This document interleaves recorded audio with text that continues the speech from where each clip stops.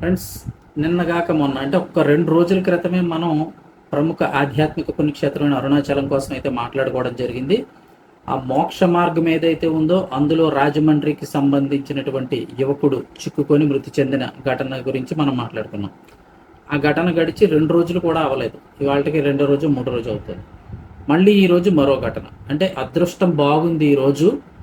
ఈరోజు కూడా అదే మోక్ష మార్గంలో ఒక మహిళ చిక్కుకుపోయింది. అతి కష్టం మీద, అంటే ఆ లోపల నుంచి బయటికి రావడానికి ఆవిడ నానా రకాల ఇబ్బందులు పడుతుంటే అతి కష్టం మీద ఈ బయట నుంచి ఒక ఆయన అయితే కనుక చాలా బలవంతంగా బయటికి లాగి ఆవిడనైతే రక్షించాడు. సో ఇప్పుడు ఆ వీడియోలు అయితే సోషల్ మీడియాలో వైరల్ అవుతున్నాయి. అంటే ఇక్కడ చూపించడానికి కొన్ని ప్రాబ్లమ్స్ అయితే ఉంటాయి యూట్యూబ్ నుంచి. సో మళ్ళీ ఆ మహిళ అయితే చిక్కుకుపోవడం జరిగింది. ఘటన జరిగి 2 రోజులు కూడా అవ్వలేదు. సో మళ్ళీ అవే జరుగుతున్నాయి. సో జాగ్రత్త, గమనించండి. అరుణాచలం వెళ్తున్నారు, గిరి ప్రదక్షిణ చేసుకోండి, స్వామివారిని అమ్మవారిని దర్శించుకోండి.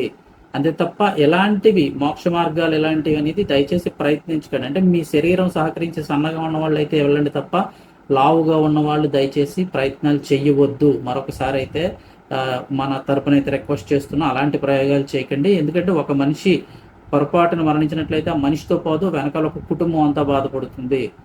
సో ఇక్కడ నుంచి ఏం చేయాలి అంటే కనుక నైట్ టైం వాటికి ఏమన్నా లాక్ చేసేస్తే బెటర్ ఏమో. లేదంటే కనుక దేవస్థానం నుంచి ఒక మనిషిని, డే టైం అయినా దేవస్థానం నుంచి ఒక మనిషిని పెట్టి ఎవరు అందులోంచి వెళ్ళాలి వెళ్ళకూడదు వాళ్ళే డిసైడ్ చేసేటట్టు ఉండాలి. ఎందుకంటే అందరూ వెళ్ళిపోతూ ఉంటే అక్కడ ఎలాంటి ఇబ్బందులు ఎదురవుతాయి.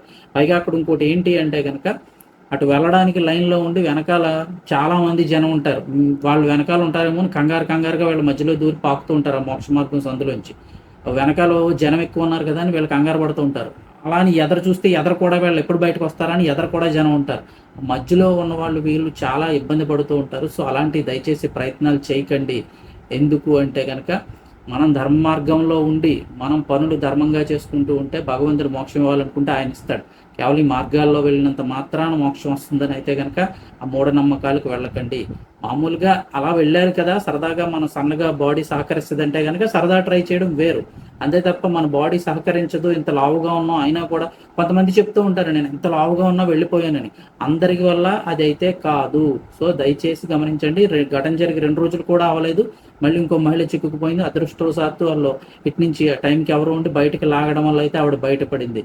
సో అరుణాచలం వెళ్తే గిరి ప్రదక్షిణ చేసుకోండి, చక్కగా స్వామిని స్మరించండి, ఆ దర్శనం చేసుకోండి, అమ్మవారి దర్శనం చేసుకోండి, చుట్టూ ఉన్న ఆ గుళ్ళన్నీ కూడా చూడండి తప్ప ఎలాంటి ప్రయోగాలు మాత్రం దయచేసి చేయకండి. మరొకసారి అయితే రిక్వెస్ట్.